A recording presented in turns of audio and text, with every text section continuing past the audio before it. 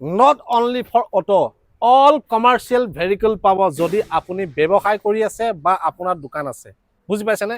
যদি আপুনি অটো বিচাৰি আছে নহয়, তো এই অটোবিলাক ল'ব পাৰিব একদম এটা মিনিমাম প্ৰাইচ। আপুনি শুনিলে আচৰিত হৈ যাব।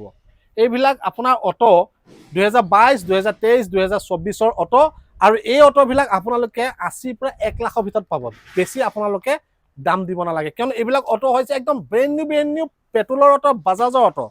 যদি আপুনি এখন স্কুলত ভাড়া মাৰি আছে, ল'ৰা ছোৱালী অনা নিয়া কৰি আছে, তেতিয়াহ'লে আপোনাক এনেধৰণৰ এখন অটো আপোনাৰ প্ৰয়োজন হ'ব। মাত্ৰ 80,000, 90,000 টকা লৈ আহক। এতিয়া মোৰ লগত আছে দাদা যিহেতু ইমান অটো আছে, বেলেগ ভেহিকলো আছে কমাৰ্চিয়েল, আমি সেইফালে যাম, কিন্তু আমি অটোৰ পৰা আহিম। অটোবিলাকৰ প্ৰাইচ কৈ দিয়ক।